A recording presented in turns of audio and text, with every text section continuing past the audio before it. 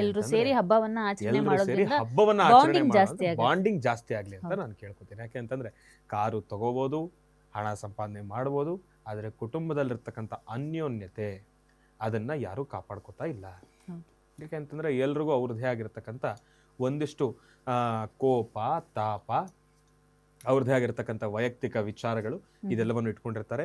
ಹಾಗಾಗಿ ನಮ್ಮ ತಂದೆಯವರು ತಿಳಿಸ್ಕೊಟ್ಟಿರ್ತಕ್ಕಂಥದ್ದೇ ಕುಟುಂಬದ ಐಕ್ಯತೆಯನ್ನು ನಾವೆಲ್ಲರೂ ಕೂಡ ಕಾಪಾಡ್ಕೊಳ್ಳೋಣ. ಆದರೆ ಏನು ಮಾಡೋದಕ್ಕಾಗೋದಿಲ್ಲ, ಕುಟುಂಬದಲ್ಲೂ ಕೂಡ ಒಂದಿಷ್ಟು ಸಮಸ್ಯೆಗಳು ಎದುರಾಗುತ್ತೆ. ಅದೆಲ್ಲದಕ್ಕೂ ಕೂಡ ಒಂದು ಶಾಂತಿ ಹಾಡಿ ನಾವು ಅದೆಲ್ಲವನ್ನು ಕೂಡ ಪಕ್ಕದಲ್ಲಿಟ್ಟು ಹಬ್ಬವನ್ನು ಆದಷ್ಟು ಆಗಿರ್ತಕ್ಕಂಥ ಮನಸ್ಸಿಗೆ ಆಗಿರ್ತಕ್ಕಂಥ ನೋವುಗಳೆಲ್ಲವನ್ನೂ ಕೂಡ ಆ ಕ್ಷಣ ಪಕ್ಕದಲ್ಲಿ ಇಟ್ಟು ಕುಟುಂಬಸ್ಥರ ಜೊತೆ ಹಬ್ಬವನ್ನು ಆಚರಣೆಯನ್ನು ಮಾಡಿ ಸಾಕಷ್ಟು ಹೆಚ್ಚಿನ ಫಲಾಫಲಗಳನ್ನ ಖಂಡಿತ ಸಿದ್ಧಪಡಿಸ್ಕೊಳ್ತೀರಿ.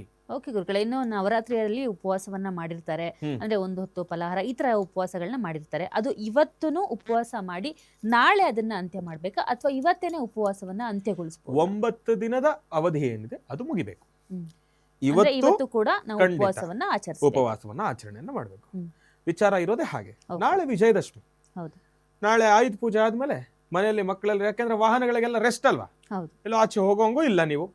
ಹಾಗಾಗಿ ತಾವೇನ್ ಮಾಡ್ತೀರಿ, ಎಲ್ಲಾ ವಾಹನಗಳನ್ನು ನೀಟಾಗಿ ತೊಳೆದು ಪೂಜಾನುಷ್ಠಾನವನ್ನ ಮಾಡಿ ಮನೆಯಲ್ಲಿ ಹೆಣ್ಣು ಮಕ್ಕಳು ನಾಳೆ ವಿಶೇಷವಾಗಿರ್ತಕ್ಕಂಥ ಖಾದ್ಯಗಳನ್ನ ಮಾಡಿ ಆಹಾರವನ್ನ ಮಾಡಿ ಬಾಳೆಯ ಎಲೆ ಮೇಲೆ ಸಾಂಪ್ರದಾಯಿಕವಾಗಿರ್ತಕ್ಕಂಥ ಆಹಾರದ ಪದ್ಯ ಕ್ರಮವನ್ನ ಆಚರಣೆಯನ್ನ ಮಾಡ್ತಾ ನಾಳೆ ಕುಟುಂಬಸ್ಥರ ಜೊತೆ ಕೂತು ಹಬ್ಬದ ಊಟವನ್ನ ಸವಿತಕ್ಕಂಥದ್ದೇ ವಿಶೇಷವಾಗಿರ್ತಕ್ಕಂಥ ಹಬ್ಬದ ತಾತ್ಪರ್ಯ.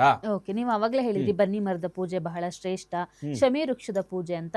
ಯಾವಾಗ ನಾವು ಶಮಿ ವೃಕ್ಷವನ್ನ ಪೂಜೆ ಮಾಡಬೇಕು, ಅಥವಾ ಮನೆ ಹತ್ರ ಇಲ್ಲ ಶಮಿ ವೃಕ್ಷ ಇಲ್ಲ ಅಂದ್ರೆ ಯಾವ ರೀತಿ ಯಾವ ಮರಕ್ಕೆ ನಾವು ಪೂಜೆಯನ್ನ ಮಾಡಬಹುದು? ಇವತ್ತಿನ ದಿವಸ ಮಾರುಕಟ್ಟೆನಲ್ಲಿ ಖಂಡಿತ ಸಿಗುತ್ತೆ. ಬನ್ನಿ ವೃಕ್ಷದ ಒಂಚೂರು ತುಂಡಾದ್ರೂ ಮಾರುಕಟ್ಟೆಲ್ಲ ಆದ್ರೆ ಹಬ್ಬ ಹರಿದಿನ ಅಂತಂದ್ರೆ ಅವ್ರು ತಗೊಂಡ್ ಬಂದ್ಬಿಡ್ತಾರೆ. ಆದ್ರೂ ಏನೇ ಆದ್ರೂ ಪ್ರಕೃತಿಯನ್ನ ಇದೊಂದು ವಿಚಾರದಲ್ಲಿ ನಾವು ಹಾನಿ ಮಾಡೋದು ಅಂತಾನು ಹೇಳೋದಕ್ಕಾಗೋದಿಲ್ಲ. ಯಾಕೆ ಅಂತಂದ್ರೆ ನೋಡಿ, ಯಾವತ್ತೂ ಇಲ್ಲದೆ ಇದ್ದು ಇದೊಂದು ಸತಿ ನಮಗೆ ಏನೋ ಸಮಸ್ಯೆ ಆಗುತ್ತೆ ಅಂತ ಅಲ್ಲ. ಮೊನ್ನೆನೂ ಅಷ್ಟೇ ಗಣಪತಿ ಹಬ್ಬದ ವಿಚಾರದಲ್ಲಿ ಆ ಒಂದು DJ ವಿಚಾರವಾಗೂ ಕೂಡ ಅಷ್ಟೇ, ಯಾವತ್ತೂ ಇಲ್ಲದೆ ಇದ್ದು ಅದು ಗಣಪತಿ ಹಬ್ಬ ಬಂದಾಗ ಮಾತ್ರನೇ ಅದು ಜಾಸ್ತಿ ಆಗೋಗುತ್ತೆ. ಎಲ್ಲವೂ ಕೂಡ ಆವಾಗಲೇ ಬರ್ತದೆ. ದೀಪಾವಳಿ ಬಂತು ಅಂತಂದ್ರೆ ಪರಿಸರ ಹಾಳಾಗುತ್ತೆ. ಒಂದು ಕಡೆ ಹೌದು, ಆದ್ರೆ ಒಂದು ದಿವಸದಿಂದ ಏನೂ ಹೆಚ್ಚು ಕಡಿಮೆ ಆಗೋದಿಲ್ಲ. ಯಾಕಂದ್ರೆ ಇದೆಲ್ಲ ನಮ್ಮ ಧರ್ಮದ ಒಂದು ಕಾರ್ಯಕ್ರಮಗಳಿಗೆ ಈ ರೀತಿಯಾಗಿರ್ತಕ್ಕಂಥ ಅಡೆತಡೆಗಳು ಆಗ್ಬಾರ್ದು.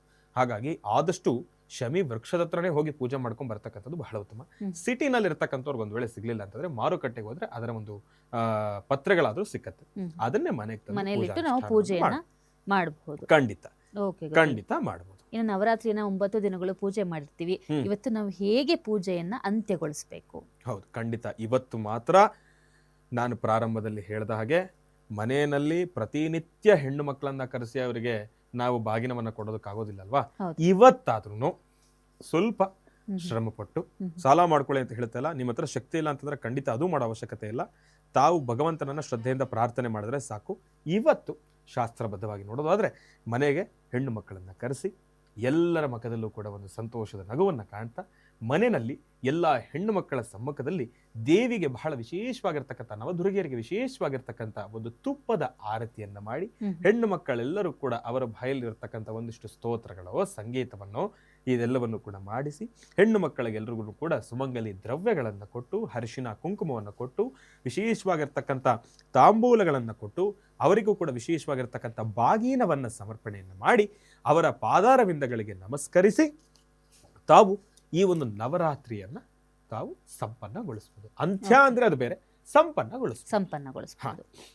ಓಕೆ ಗುರುಗಳೇ, ಈ ರೀತಿಯಾಗಿ ಓಕೆ ಗುರುಗಳೇ, ನವರಾತ್ರಿಯ 9 ದಿನಗಳ ಅಂದ್ರೆ ಹೇಗೆ ಆಚರಣೆ ಮಾಡಬೇಕು, ಮಹತ್ವ ಏನು, ಎಲ್ಲವನ್ನು ಸಹ ನೀವು ಕಳೆದ 9 ದಿನಗಳಿಂದ ಹೇಗೆ ನವರಾತ್ರಿಯನ್ನು ನಮ್ಮ ಕರ್ನಾಟಕದಲ್ಲಿ ಆಚರಣೆ ಮಾಡಬೇಕು, ಹೇಗೆ ಮಾಡಬೇಕು, ಯಾವ ರೀತಿಯ ನೈವೇದ್ಯ ಮಾಡಬೇಕು, ಯಾವ ರೀತಿಯ ಪೂಜೆ ಮಾಡಬೇಕು, ಎಲ್ಲವನ್ನು ನಮ್ಮ ವೀಕ್ಷಕರಿಗೆ ಬಹಳ ಸೊಗಸಾಗಿ ತಿಳಿಸ್ಕೊಟ್ಟಿದ್ರ. ನವರಾತ್ರಿಯ ಆಚರಣೆಯ ಬಹಳ ಮಾಹಿತಿಗಳನ್ನು ಸಹ ನಮ್ಮ ವೀಕ್ಷಕರಿಗೆ ತಿಳಿಸ್ಕೊಟ್ಟಿದ್ರ. ಧನ್ಯವಾದಗಳು ಗುರುಗಳೇ. ಬಹಳ ಸಂತೋಷ. ಗ್ಯಾರಂಟಿ ನ್ಯೂಸ್ನ ಸಮಸ್ತ ವೀಕ್ಷಕ ಪ್ರಭುಗಳು ತಮ್ಮೆಲ್ಲರಿಗೂ ಕೂಡ ಒಳ್ಳೆಯದಾಗಲಿ. ಇವತ್ತು ನಾನು ತಿಳಿಸಿಕೊಟ್ಟಿರ್ತಕ್ಕಂಥ ವಿಚಾರದಲ್ಲಿ ಏನಾದರೂ ಲೋಪದೋಷವಿದ್ದಲ್ಲಿ ನಾನು ಕ್ಷಮೆಯನ್ನು ಯಾಚಿಸ್ತಾ ಇದ್ದೇನೆ. ಇನ್ನು ನಮ್ಮ ಗುರುಗಳಾಗಿರ್ತಕ್ಕಂಥ ನಮ್ಮ ಗುರುಸ್ಥಾನದಲ್ಲಿರ್ತಕ್ಕಂಥ ನನ್ನ ತಂದೆಯವರಾಗಿರ್ತಕ್ಕಂಥ ಡಾಕ್ಟರ್ ಮಹರ್ಷಿ ಆನಂದ್ ಗುರುಜಿರವರ ಕೃಪಾಶೀರ್ವಾದ ಸದಾಕಾಲ ನನ್ನ ಮೇಲೆ ಮತ್ತು ನಮ್ಮ ಗ್ಯಾರಂಟಿ ನ್ಯೂಸ್ನ ಸಮಸ್ತ ವೀಕ್ಷಕ ಪ್ರಭುಗಳು ತಮ್ಮೆಲ್ಲರ ಮೇಲೂ ಇರಲಿ ಅಂತ ನಾನು ಕೇಳ್ಕೊಳ್ತಾ ಇದ್ದೇನೆ. ಒಳ್ಳೆಯದಾಗಲಿ, ಶುಭವಾಗಲಿ. ನವರಾತ್ರಿ ಬರೀ ಹಿರಿಯರಿಗೆ ಮಾತ್ರ ಅಲ್ಲ, ಪ್ರತಿಯೊಬ್ಬ ಯುವಕರೂ ಕೂಡ ಕಿರಿಯರಿಂದ ಹಿರಿಯರ ತನಕ ಪ್ರತಿಯೊಬ್ಬರೂ ಕೂಡ ಆಚರಿಸಲ್ಪಡ್ತಕ್ಕಂಥ ಒಂದು ಹಬ್ಬ.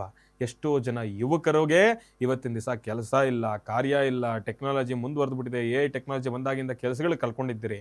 ತಮ್ಗೆಲ್ರಿಗೂ ಕೂಡ ಒಂದಿಷ್ಟು ಕೆಲಸ ಬೇಕು, ಜೀವನಕ್ಕೆ ಏನಾದರೂ ಒಂಚೂರು ಜೀವನಾಂಶ ಬೇಕು, ಅದೆಲ್ಲವೂ ಕೂಡ ಬೇಕಾಗಿರುವ ಕಾರಣದಿಂದ ತಮಗೆ ಒಂದು ವಿಶೇಷವಾಗಿರ್ತಕ್ಕಂಥ ಒಂದು ಅವಕಾಶ. ತಾವು ಕೂಡ ಶ್ರದ್ಧೆಯಿಂದ, ನಾನಿನ್ನೇನು ನಿಮಗೆ ಲಕ್ಷಾಂತರ ರೂಪಾಯಿ ಪೂಜಾನುಷ್ಠಾನ ಹೇಳಿಲ್ಲ, ಮನೆಯಲ್ಲೇ ಇರತಕ್ಕಂಥ ಪದಾರ್ಥಗಳಿಂದ ಮಾಡ್ತಕ್ಕಂಥ ಪೂಜಾನುಷ್ಠಾನ ಪ್ರತಿಯೊಬ್ಬ ಯುವಕರು ತಾವು ಕೂಡ ಮಾಡಿ, ಹೆಣ್ಣು ಮಕ್ಕಳ ಪಾದರವಿಂದಗಳನ್ನು ಮುಟ್ಟಿ ಪ್ರಾರ್ಥನೆಯನ್ನು ಮಾಡಿ, ಪ್ರತಿಯೊಬ್ಬ ಹೆಣ್ಣು ಮಕ್ಕಳನ್ನು ಕೂಡ ಗೌರವದಿಂದ ಕಾಣಿ.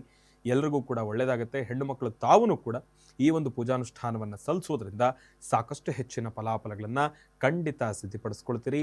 ನವರಾತ್ರಿಯ ನವದುರ್ಗೆಯರ ವಿಶೇಷವಾಗಿರ್ತಕ್ಕಂಥ ಕೃಪಾಶೀರ್ವಾದ ಸದಾಕಾಲ ನಿಮ್ಮ ಎಲ್ಲರ ಮೇಲೂ ಕೂಡ ಇರಲಿ ಅಂತ ನಾನು ಕೂಡ ಕೇಳ್ಕೊಳ್ತಾ, ಮತ್ತೊಮ್ಮೆ ಗ್ಯಾರಂಟಿ ನ್ಯೂಸ್ನ ಸಮಸ್ತ ವೀಕ್ಷಕ ಪ್ರಭುಗಳು ಜೊತೆಗೆ ಗ್ಯಾರಂಟಿ ನ್ಯೂಸ್ನ ಸಮಸ್ತ ಸಿಬ್ಬಂದಿ ವರ್ಗ, ಅಮ್ಮ ತಮಗೂ ಕೂಡ ಮತ್ತೊಮ್ಮೆ ಮಗದೊಮ್ಮೆ ನವರಾತ್ರಿ ದಸರಾ ಹಬ್ಬದ ಶುಭಾಶಯಗಳನ್ನು ತಿಳಿಸ್ತಾ ಇದ್ದೇನಮ್ಮ. ಒಳ್ಳೆದಾಗ್ಲಿ, ಶುಭವಾಗಲಿ.